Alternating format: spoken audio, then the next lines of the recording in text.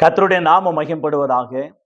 உங்கள் யாவருக்கும் ஆண்டவராகிய இயேசு கிறிஸ்துவின் நாமத்தினாலே என் அன்பின் வாழ்த்துக்களை சொல்லிக்கொள்ள ஆசைப்படுகிறேன். எனக்கு அருமையானவர்களே, இந்த நாளில் கூட விசேஷமாக நல்லது ஒரு பாடத்தை கற்றுக்கொள்ள பிதாவாகிய தேவன் நமக்கு உதவி செய்வாராக. நித்திய ஜீவனா, நித்திய நரகமா? நல்ல அற்புதமான ஒரு வார்த்தை. நித்திய ஜீவனா, நித்திய நரகமா? நரகம் என்றாலே எல்லாருக்கும் பயம். நித்திய ஜீவன் என்றாலே எல்லாருக்கும் மகிழ்ச்சி. நித்திய ஜீவன், எட்டர்னல் லைஃப், அற்புதமான ஆண்டவரோடு கூட இருக்கிற பரலோகம், மோட்சம், மகிமையான பரலோகம் என்று சொல்லலாம். எனக்கு அருமையானவர்களே, நம்முடைய ஆண்டவர் நமக்கு அற்புதமான வாழ்வை ஆண்டவர் தந்திருக்கிறார். ஆண்டவராகி தேவன் நமக்கு முன்பதாக உபாகம புஸ்தகத்திலும் அற்புதமான வார்த்தைகளை நாம் தியானிக்கிறோம். எரேமியா புஸ்தகம் இங்க என்ன வாசிக்கிறோம் என்றால், உனக்கு முன்பாக ஜீவனும் மரணமும் சாபமும் ஆசீர்வாதமும் நன்மையும் தீமையும் உனக்கு முன்பாக நான் வைத்திருக்கிறேன். Your choice, anyway your choice. What you want you choose, what you want you want. அற்புதமான ஆண்டவர் நமக்கு முன்பாக ஆசீர்வாதத்தையும் சாபத்தையும், நமக்கு முன்பாக ஆண்டவர் நன்மையும் தீமையும், நமக்கு முன்பாக ஜீவனையும் மரணத்தையும் வைத்தார். உன் நாவில மரணமும் ஜீவனும் உண்டு. நீதிமொழிகள் 18ஆம் அதிகாரத்தில் வாசிக்கிறோம், 22ஆம் வசனத்துல. எனவே எனக்கு அருமையான கர்த்தருடைய பிள்ளை, நம்முடைய வாழ்க்கையில தேவன் நமக்கு முன்பாக வைத்து இருக்கிறவைகளே நீங்க சூஸ் பண்ணிக்கணும். எரேமியா 6:16 வாசிக்கிறோம், வழிகளில் நின்று பூர்வ பாதை எது என்று கேட்டு விசாரித்து நடங்கள், அப்பொழுது உங்கள் ஆத்மாவுக்கு இளைப்பாறுதல் உண்டாகும். பட் அவர்கள் என்ன சொல்றாங்கன்னா, நாங்க அப்படி நடக்க மாட்டோம். நீங்க போற வழி காயனுடைய வழி. நீங்க போற பாதையில மரணம் உண்டு, ஜீவன் இல்லை. ஆண்டவராகிய தேவன் நமக்கு வைத்திருக்கிற பாதை ஜீவ பாதை. அந்த பாதையில தான் நாம் நடக்கணும். ஆகவே வேதம் சொல்லுகிற வார்த்தை அற்புதமாக, தேவன் நமக்கு முன்பாக எதையெல்லாம் வைத்திருக்கிறான், தேவன் நமக்கு முன்பாக ஆண்டவர் அற்புதமாக வைத்தவைகளை நமக்கு சொல்லி நம்ம உற்சாகப்படுத்துகிறத பார்க்கிறோம். எனக்கு அருமையான கர்த்தருடைய பிள்ளை, நம்முடைய வாழ்க்கையில் அந்த தலைப்பு பார்த்தோம். உங்க வாழ்க்கையில எது வேணும்? What you want choose. நீங்க எதை தேர்ந்தெடுப்பீங்க? நீதிமொழிகள் 12:28 நீதியின் பாதையில ஜீவன் உண்டு, அந்த பாதையில மரணம் இல்லை. பின்னதாக நான் வாசிக்க வேண்டிய வார்த்தை இது முன்னதாகவே உங்களுக்கு சொல்ல வேண்டிய ஒரு நிலை வந்துவிட்டது. ஆகவே ஜீவனா, நித்திய ஜீவனா, நித்திய நரகமா? இன்றைக்கு அநேகர் எதை தேர்ந்தெடுக்கிறார்கள்? ஜீவன் வேண்டும், ஆசீர்வாதம் வேணும், நன்மை வேண்டும் என்று அநேக விரும்புகிற மக்கள் உண்டு. பட் அவைகளை கிடைக்க வேண்டும் என்றால், அவைகளை பெற்றுக்கொள்ள வேண்டும் என்றால், அவைகளை நாம் அடைய வேண்டும் என்றால், அவைகள் நமக்கு வேண்டும் என்றால், நாம் செய்ய வேண்டிய சில பணிகள் இருக்கு, சில வேலைகள் இருக்கு. அவைகளை நாம் செய்தால் அவைகளிலே நாம் இருப்போம், அவைகள் நமக்கு கிடைக்கும், அவைகள் நமக்கு அற்புதமாக உண்டாகும் என்பது குறித்து மறந்து விடக்கூடாது. ஆகவே அற்புதமான ஒரு வார்த்தை மார்க்கு புஸ்தகம் 16ஆம் அதிகாரம் 16ஆம் வசனத்துல வாசிக்கிறோம். விசுவாசம் உள்ளவனாகிய ஞானஸ்நானம் பெற்றவன் ரட்சிக்கப்படுவான், விசுவாசியாதவனோ ஆக்கினைக்குள்ளாக தீர்க்கப்படுவான். விசுவாசம் உள்ளவனாகிய இயேசு கிறிஸ்துவை நேசித்து, இயேசு கிறிஸ்துவை விசுவாசித்து, இயேசு கிறிஸ்துவை பின்பற்றி, அவருடைய கட்டளைகளை கைக்கொண்டு ஆண்டவராகி தேவனுக்காக வாழ்க்கை வாழும் பொழுதுதான் அந்த நித்தியமான வாழ்வு, நித்தியமான ஜீவன், நித்தியமான வாழ்க்கை, பரலோகம், மோட்சம்.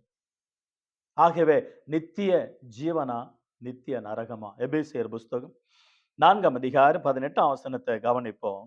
நீங்கள் அவர்கள் புத்தியில் அந்தகாரப்பட்டு தங்கள் இருதயம் கடினத்தினாலே தங்களில் இருக்கும் அறியாமையினாலே தேவனுடைய ஜீவனுக்கு அந்நியராயிருந்து எனவே இருதயத்தின் கடினம், இன்னைக்கு அநேகருடைய இருதயம் ஆண்டவர் திரும்பவில்லை. இருதயம் கடினம், செவிகள் கேட்கப்படவில்லை, கீழ்ப்படியாம அந்த நித்திய ஜீவனுக்கு அந்நியராய் தூரமாய் விலகி இருக்கிறார்கள். நீங்க எப்படி இருக்கிறீங்க? நித்திய ஜீவனுக்கு சமீபமா வரணும், நித்திய தேவனிடத்துல சமீபமா வரணும். அதுதான் ஆண்டவர் எதிர்பார்க்கிறார். பாருங்க, எபேசியர் 2 அதிகாரம் வசனம் 13. முன்னே தூர இருந்த நீங்கள் இப்பொழுது கிறிஸ்து இயேசுக்குள் கிறிஸ்துவின் ரத்தத்தினாலே சமீபமானீர்கள். 12 வசனத்துல கிறிஸ்துவை சேராதவர்கள், இஸ்ரவேல் காணியாட்சிக்கு புறமானவர்கள், வாக்குத்தத்தம் உடன்படிகளுக்கு அந்நியரும் நம்பிக்கையில்லாதவர்களுமாய் இவ்வுலகத்துல தேவனற்றவர்களாய் இருந்தீர்கள் என்று நினைத்துக் கொள்ளுங்கள். ஆனா இப்பொழுது நீங்க எங்க வரணும்னா தேவனாண்டு வரணும், தேவன்கிட்ட வரணும், இயேசுவின் ரத்தத்துல வாங்கப்படணும், கலவப்படணும், சுத்திகரிக்கப்படணும், மீட்கப்படணும், கிறிஸ்துவின் சபையில சேர்க்கப்படணும். அதுதான் ஆண்டவர் எதிர்பார்க்கிறார். எனவே நித்திய ஜீவன், அந்த நித்திய ஜீவனுக்கு கன்னியரா இருக்கிறார்கள். காரணம் என்னென்றால் இருதயத்தின் கடினம். ஏசாயா புஸ்தகத்துல வாசிக்கிறோம், மத்திய எழுதின சுவிசேஷம், மார்க்குல, யோவான்ல, அப்போஸ்தலர்ல, இவைகள் எல்லாம் இயேசு கிறிஸ்துவும் சீடர்களும் சொன்ன ஒரு வார்த்தை, நீங்கள் கண்கள் இருந்து குருடரா இருக்கிறீர்கள், இருதயம் இருந்தும் உணராது இருக்கிறீர்கள், செவிகள் இருந்தும் கேட்காது இருக்கிறீர்கள். மந்தமா இருக்கு உங்க செவிகள். ஏன்?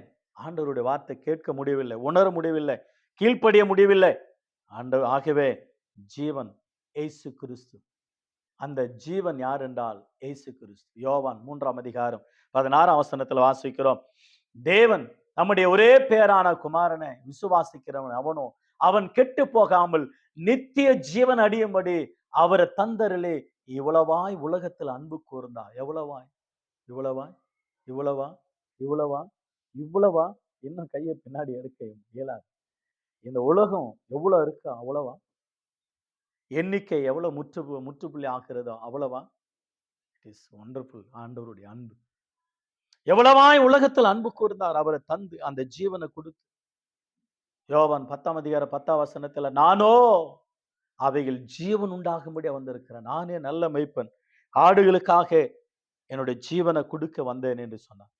மரித்து போன நம்ப பாவத்தினால், அக்கிரமத்தினால், அநியாயத்தினால, சாபத் எல்லாவற்றிலும் மரித்திருந்த நாம், எபேசியர் புஸ்தகம் 2 அதிகாரம் 1 வசனத்துல, அக்காலத்துல அக்கிரமங்களினாலும் பாவங்களினாலும் மரித்தவர்களாய் இருந்த உங்களை உயிர்ப்பித்தார். அவைகளை நீங்கள் முற்காலத்துல இவ்வுலக வழக்கத்தின் கேட்டபடியாகவும் கீழ்ப்படியாமின் பிள்ளைகளிடத்தில் இப்பொழுது கிரியை செய்கிற ஆகாயத்து அதிகாரி பிரபுவாக்கி ஆவிக்கேற்றபடியாகவும் அவனுக்கு ஏற்றபடியாக நடந்து கொண்டீங்களா? காலத்துல நீங்கள் அந்நியர்களா இருந்தீர்கள், பாவத்தில் இருந்தீர்கள், ஆண்டவரை அறியாமல் இருந்தீர்கள், மரித்து போனவர்கள். ஆனா இக்காலத்துல ஆண்டவருடைய வார்த்தையை கேட்டு அக்கிரமத்திலும் பாவத்திலும் மரித்திருந்த நம்மை ஆண்டவர் உயிர்ப்பித்தார். ஜீவன் இயேசு கிறிஸ்துவே அந்த ஜீவன், இயேசு கிறிஸ்துவே அந்த வார்த்தை, இயேசு கிறிஸ்துவே நம்ம உயிர்ப்பிக்கிறவரா இருக்கிறார். ரோமர் புஸ்தகம் 5 அதிகாரம் 2 வசனத்துல, ரோமர் 5 அதிகாரம் 2 வசனத்துல என்னோடு கூட பைபிளை நீங்க திருப்பிக் கொள்ளுங்க, ஆண்டவர் உங்களை ஆசீர்வதிப்பாராக. ரோமர் புஸ்தகம் 5 அதிகாரம் 12 வசனம் கவனிங்க. இப்படியாக ஒரே மனுஷனால பாவமும் பாவத்தினால மரணமும் உலகத்துல பிரவேசித்தது போலவும் எல்லாரும் பாவம் செய்தபடியால் மரணம் எல்லாருக்கும் வந்தது போலவும் இதுவும் ஆயிற்று.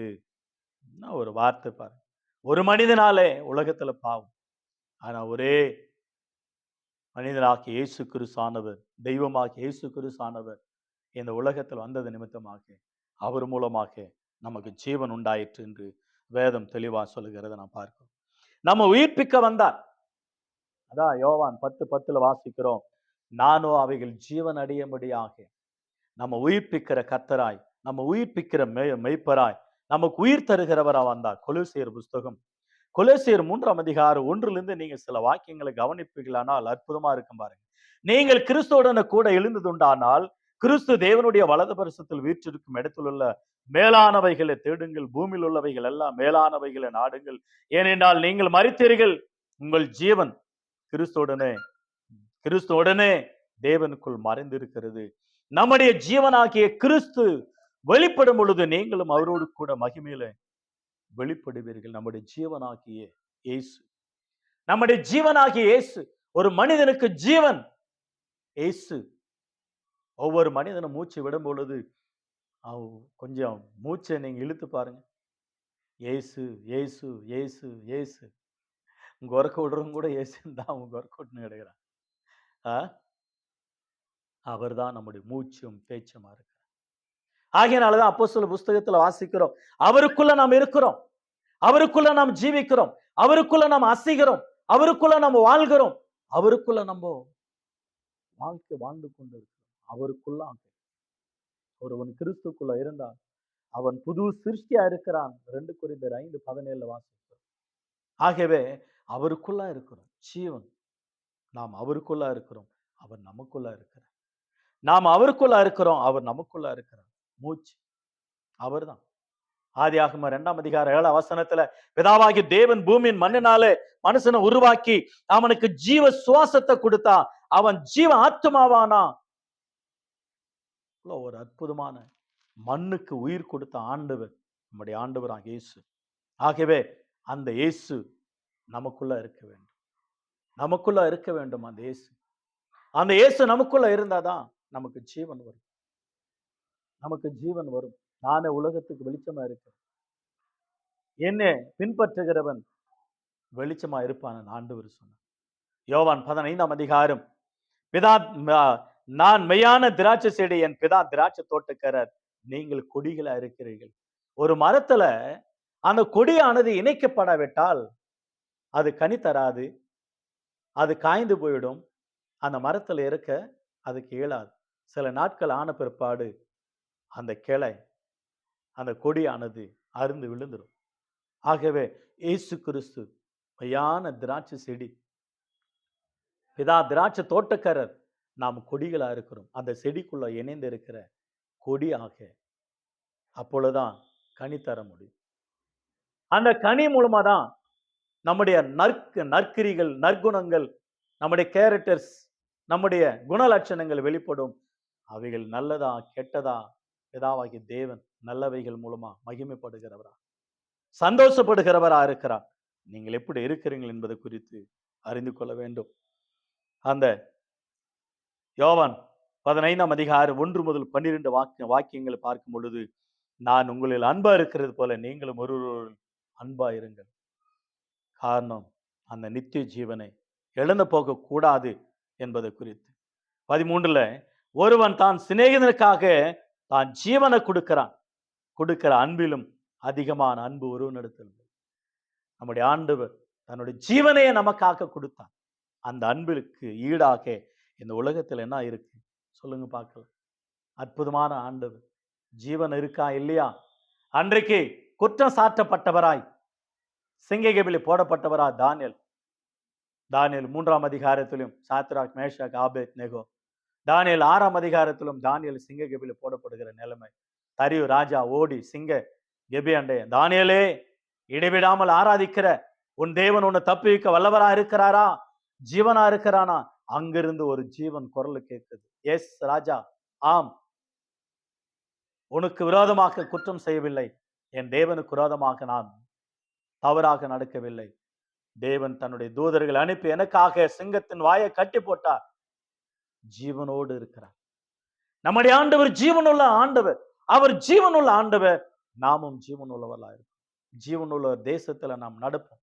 அதுதான் பரலோகம், மோட்சம் என்பது குறித்து மறந்துவிடக் கூடாது. 1 யோவான் எழுதின நிருபம் 5ஆம் அதிகாரம், 1 யோவான் எழுதின நிருபம் 5ஆம் அதிகாரம் வசனம் 11 கவனிங்க. 1 யோவான் 5ஆம் அதிகாரம் 11 முதல் சில வாக்கியங்கள் அற்புதமா இருக்கும் பாருங்க. அந்த வார்த்தைகள் 5ஆம் அதிகாரம் 11 முதல். தேவன் நமக்கு நித்திய ஜீவனை தந்திருக்கிறார். அந்த ஜீவன் அவருடைய குமாரனில் இருக்கிறது. அந்த சாட்சியம் இருப்பதே அந்த சாட்சியம் இயேசு கிறிஸ்து. அந்த சாட்சி, அந்த ஜீவன் அவருடைய குமாரனில் இருக்கிறதே அந்த சாட்சி. கீழே வாசிக்கலாம். குமாரன் உடையவன் ஜீவன் உடையவன், தேவனுடைய குமாரன் இல்லாதவன் ஜீவனே இல்லாதவன். உங்களுக்கு நித்திய ஜீவன் உண்டு என்று நீங்கள் அறியவும், தேவகுமாரனுடைய நாமத்தினாலே நீங்கள் விசுவாசமா இருக்கவும், தேவகுமாரனுடைய நாமத்தின் மேல் விசுவாசம் இருக்கிற உங்களுக்கு இவைகளை எழுதியிருக்கிறேன். அந்த நித்திய ஜீவன் இயேசு கிறிஸ்து உங்களுக்குள்ள இருப்பது, தேவனுடைய குமாரனாகிய கிறிஸ்து உங்களுக்குள்ள இருப்பது அந்த நித்திய ஜீவன் என்று அற்புதமாக இயேசுவில் நித்திய ஜீவன் இருக்கிறது. யோவான் யோவான் அதே 1 யோவான் 1ஆம் அதிகாரம் 1-3 வாக்கியங்கள். ஆதி முதல் இருந்ததும் நாங்கள் கேட்டதும், எங்கள் கண்களால கண்டதும், நாங்கள் நோக்கி பார்த்ததும், எங்கள் கைகளால தொட்டதும், தொட்டதுமா இருக்கிற ஜீவ வார்த்தை குறித்து உங்களுக்கு அறிவிக்கிறேன். அந்த ஜீவன் வெளிப்பட்டது பிதாவினிடத்தில் இருந்தும் எங்களுக்கும் வெளிப்பட்டதமான நித்தியமா இருக்கிறது. அந்த ஜீவனை நாங்கள் கண்டு அதை குறித்து சாட்சி கொடுத்து அதை உங்களுக்கு அறிவிக்கிறோம். It's wonderful. சீடர்கள் தொட்டு பார்த்தாங்க இயேசுவை, அந்த ஜீவனை. அவரோடு கூட இருந்தாங்க, கண்டாங்க, தொட்டாங்க, பேசுறாங்க. அந்த ஜீவன் இயேசு கிறிஸ்து. அந்த ஜீவன் இயேசு கிறிஸ்து. அந்த ஜீவன் இயேசு கிறிஸ்து. யோவான் 1ஆம் அதிகாரம் 1ஆம் வசனத்துல, ஆதியில வார்த்தை இருந்தது, அந்த வார்த்தை தேவனிடத்தில் இருந்தது, அந்த வார்த்தை தேவனாயிருந்தது, அந்த வார்த்தை கிருபையினால சத்தியத்தினால் நிறைந்தவரா நமக்குள்ள ஜீவன் பண்ணினார். கிருபை மேல கிருபை. ஆண்டவருடைய வார்த்தை எவ்வளவு அற்புதமாக, ஆண்டவர் அற்புதமான நம்முடைய ஆண்டவர். 1 யோவான் 2ஆம் அதிகாரம் 25ஆம் வசனம். 1 யோவான் 2:25. நித்திய ஜீவன் அளிப்பேன் என்பதே அவன் நமக்கு செய்த வாக்குதான். நித்திய ஜீவன், நித்திய வாழ்வு, இன்டர்னல் லைஃப். அந்த லைஃப் யாருக்கும் கிடைக்காது. 1 யோவான் 5ஆம் அதிகாரம் 20ஆம் வசனம் கவனிங்க. 1 யோவான் 5ஆம் அதிகாரம் 20ஆம் வசனம். அற்புதமான ஒரு வார்த்தை பாருங்க. அன்றியும் நாம் சத்தியம் உள்ளவரை அறிந்து கொள்வதற்கு தேவனுடைய குமாரன் வந்து நமக்கு புத்தியை தந்திருக்கிறார் என்றும் அறிவோம். அவருடைய குமாரனாகிய இயேசு கிறிஸ்து எண்ணப்பட்ட நாமம் உள்ளவருக்குள்ள இருக்கிறோம். இவரே மெய்யான தேவனும் நித்திய ஜீவனமா இருக்கிறார். It is wonderful. நித்திய ஜீவனமா இருக்கிறார். எனக்கு அருமையான கத்தோடுப்பில் நம்முடைய வாழ்க்கையில ஆண்டவர் அற்புதமானவர். நித்திய ஜீவனா, நித்திய நரகமா? ஆகவே அந்த நீதியின் பாதையில ஜீவன் உண்டு. அந்த பாதையில என்ன இல்லை என்றால் மரணம் இல்லை என்று சொல்லும். நீதிமொழிகள் 15ஆம் அதிகாரம் 24ஆம் வசனத்தில் அற்புதமான ஒரு வார்த்தை, கீழான பாதாளத்தை விட்டு விலகும்படி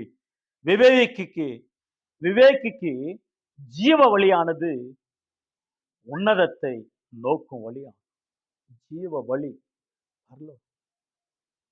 மரண நித்திய நரகம், பாதாளம், கீழே இருக்கிற பாதாளம் என்று வேதம் நமக்கு தெளிவா சொல்லி இருக்கிறது. பாரு, எனக்கு அருமையான கத்தோடுப்பில் நம்முடைய வாழ்க்கையில சங்கீதங்கள் புஸ்தகம் 121ஆம் சங்கீதம் 1ஆம் வசனத்துல நமக்கு ஒத்தாசி அனுப்புகிற அந்த ஜீவன், நமக்கு உதவி செய்கிற அந்த ஜீவன். யோவான் 6ஆம் அதிகாரம், யோவான் எழுதின சுவிசேஷம், இந்த யோவான்ல 1 யோவான் 2 யோவான் 3 யோவான்ல இவைகள் எல்லாம் நித்திய ஜீவனை குறித்து, இயேசு கிறிஸ்து குறித்து சொல்லப்படுகிற வார்த்தையா இருக்கிறது. யோவான் எழுதின சுவிசேஷம் 6ஆம் அதிகாரம் 41ஆம் வசனத்துல வாசிக்கிற அற்புதமான ஒரு வார்த்தை, நான் வானத்திலிருந்து வந்த அப்பம் என்று அவர் சொன்னது நிமித்தம் யூதர்கள் அவர் குறித்து முறுமுறுத்தார்கள். அப்போ முறுமுறுக்கிறாங்க. நான் வானத்திலிருந்து வந்த அப்பம், நான் வானத்திலிருந்து வந்த ஜீவன், நான் வானத்திலிருந்து வந்த அற்புதமானவர், நானே ஜீவ அப்பம். 48ஆம் வசனத்துல வாசிக்கிறேன், நானே ஜீவ அப்பம். 47 பாருங்க, என்னிடத்தில் விசுவாசம் இருக்கிறவனுக்கு நித்திய ஜீவன் உண்டு என்று மெய்யாகவே மெய்யாகவே சத்தியமாகவே உங்களுக்கு நான் சொல்லுகிறேன். நித்திய ஜீவன் என்னை வாரந்தோறும் ஞாயிறு தோறும் என்னை நினைவு கூர்ந்து என்னுடைய மாம்சத்தையும் என்னுடைய ரத்தத்தையும் புசிக்கும் இடத்துல நித்திய ஜீவன் உண்டு என்று ஆண்டவராக இயேசு கிறிஸ்து ஆண்டவர் சொன்னார். அற்புதமான ஒரு வார்த்தை. லோத்து, உனக்கு ஜீவன் உண்டாகும்படியா ஓடுன்னு சொன்னார். ஆதியாகமம் புஸ்தகம் 19ஆம் அதிகாரம் 17 முதல் 21 வசனங்களில் என்ன வாசிக்கிறோம் என்றால், அந்த சோதம் குமர பட்டணத்தை ஆண்டவர் அழிக்கிற நேரத்துல உன் ஜீவன் தப்ப ஓடு, ஜீவனை பெற்றுக்கொள். ஏசு உனக்குள்ள இருக்கிறார், உனக்கு நித்திய ஜீவனை கொடுக்கிறேன்னு சொல்லி இருக்கிறார். ஓடு, திரும்பி பார்க்காத ஓடு. இந்த உலகத்தை திரும்பி பார்க்காத ஓடணும். பரலோகத்துக்கு ஓடணும், பரலோகத்தின் பாதையில் ஓடணும், நீதியின் பாதையில் ஓடணும், நித்திய ஜீவன் பாதையில ஓடணும். அதுதான் நம்முடைய ஓட்டம் இருக்கு. ஆதியாகமம் 13ஆம் அதிகாரம் 10ஆம் வசனத்துல அந்த சோதோம் கொமோரா பட்டணம் பாவம் மனுஷனுக்கு ரொம்ப பசுமையா இருக்கு. உலகத்துல இருக்கிற மனிதனுக்கு பண ஆசை, பெண்ணாசை, பொன்னாசை, பாவம் ஏதேனு போல இருக்கும். பாவம் செழிப்பா இருக்கும், சந்தோஷமா இருக்கும், மகிழ்ச்சியா இருக்கும். ஆனால் அது உன்னை உயிரை வாங்கிடும். சோதம் கொமோரா பட்டணம் அப்படிதான் இருந்தது லோத்துக்கு. பட் மரணத்தின் வழியில கடந்து போனார். ஆண்டவர் இரக்கம் காட்டினார். உனக்கு ஒரு இரக்கம், உனக்கு ஒரு நேரம், உனக்கு ஒரு சந்தர்ப்பம் ஆண்டவர் கொடுக்கிற நல்ல அருமையான ஒரு நேரம். இதனை பெற்றுக்கொள்ளும்படியாக ஆண்டவர் உதவி செய்யட்டும். ரோமர் 6ஆம் அதிகாரம் 23ஆம் வசனத்துல வாசிக்கிறோம். பாவத்தின் சம்பளம் மரணம். பாவத்தின் சம்பளம், பாவத்துக்கு ஒரு சம்பளம் உண்டு, அதுதான் மரணம். உபாகமம் புஸ்தகம் டிட்ரானமி உபாகமம் 23ஆம் அதிகாரம் உபாகமம் 32ஆம் அதிகாரம் 47 கூட மரணமும் ஜீவனுக்கும் ஆண்டவர் நமக்கு முன்பாக வைக்கிறார். ஏதோ உங்களுக்கு வேணுமோ சூஸ் பண்ணிக்கொள்ளுங்க. யோவான் எழுதின சுவிசேஷம் 6ஆம் அதிகாரம் 68 69 வாசிக்கிறோம். தேவனுடைய வசனங்கள். சீடர்கள் எல்லாரும் போயிட்டாங்க. தன்னுடைய சீடர்களை பார்த்து கேட்கிறார், நீங்களும் போக மனதா இருக்கிறீங்களா? அவங்க சொல்றாங்க, சீமோன் பேதுரு அவருக்கு பிரியத்தரமாக, ஆண்டவரே யார் இடத்துல போ? நித்திய ஜீவ வசனங்கள் உம்மிடத்தில் உண்டு. நீ ஜீவனுள்ள தேவனுடைய குமாரனாகி கிறிஸ்து. நித்திய ஜீவ வசனங்கள், நித்திய வாழ்வு, நித்திய வார்த்தைகள் உங்களிடத்துல தான் இருக்கு என்று சொல்லி அற்புதமாக ஆண்டவரை பிடித்து கொண்டதை நாம் பார்க்கிறோம். எனக்கு அருமையான கர்த்தருடைய பிள்ளை, நம்முடைய வாழ்க்கையில நித்திய வாழ்வா, நித்திய நரகம்? எது? நித்திய ஜீவனா, நித்திய மரணம்? எது உங்களுக்கு வேணும்? நீதிமொழிகள் 16ஆம் அதிகாரம் 25ஆம் வசனத்துல கூட வாசிக்கிற அற்புதமான ஒரு வார்த்தை. மனுஷனுக்கு செம்மையா தோன்றுகிற வழிகள் உண்டு, அதன் வழிகளோ, அதனுடைய முடிவோ மரண வழிகள். அதே நீதிமொழிகள் 14ஆம் அதிகாரம் 12ஆம் வசனத்துல கூட வாசிக்கிறோம். மனுஷனுக்கு செம்மையா தோன்றுகிற வழி உண்டு, அதனுடைய வழி முடிவு மரணம் என்று வேதம் சொல்கிறது பாரு. ஆகவே யோவான் 6ஆம் அதிகாரம், யோவான் 14ஆம் அதிகாரம் 6ஆம் வசனத்துல, யோவான் எழுதின சுவிசேஷம் 14ஆம் அதிகாரம் 6ஆம் வசனத்துல, நானே வழியும் சத்தியம் ஜீவனமா இருக்கிறேன், என்னை பின்பற்றுகிறவன் நித்திய ஜீவன் அடைவான், என்னை பின்பற்றுகிறவன் பிதாவினிடத்துல வருவான், என்னை பின்பற்றுகிறவன் பரலோகத்துக்கு வருவான். இயேசு சொல்ற ஒரு வார்த்தை. ஆகவே எனக்கு அருமையானவில்லை, 1 யோவான் 2ஆம் அதிகாரம் 25ஆம் வசனம், 1 யோவான் 2ஆம் அதிகாரம் 25ஆம் வசனம், அவர் நித்திய ஜீவனை அளிப்பதே ஆண்டவர் நமக்கு செய்த அற்புதமான வாக்குத்தத்தம் என்று சொல்லப்படுது. ஆகவே நித்திய ஜீவனா, நித்திய நரகமா? நித்திய ஜீவனை தெரிந்து கொள்ளுவோம். நித்தியமான இடத்தை நாம் சூஸ் பண்ணுவோம். இயேசு கிறிஸ்துவை ஏற்றுக்கொண்டு, இயேசுவை விசுவாசித்து, ஞானஸ்நானம் பெற்று, அவருடைய சபையில சேர்க்கப்பட்டு, அவர் வார்த்தையில கை கொண்டு, அவருடைய வருகைக்கு எதிர்பார்க்கிற அத்தனை பேருக்கும் நித்திய ஜீவன் உண்டு. மணவாளனாக இயேசு வரும் பொழுது மணவாட்டியாக சபை எடுத்துக்கொள்ளப்பட்டு நித்திய காலமாக பரலோகத்தில் ஆண்டவரோடு கூட இருப்போம் என்பதை குறித்து அறிந்து கொள்ள வேண்டும், புரிந்து கொள்ள வேண்டும், ஆயத்தமா இருக்க வேண்டும். மணவாளனாக இயேசு வருகிறார் நித்திய ஜீவனை கொடுப்பதற்காக. கர்த்தர் உங்களை ஆசீர்வதிப்பாராக. இந்த வசனங்கள் ஆசீர்வதிப்பாராக. God bless you all. God bless you.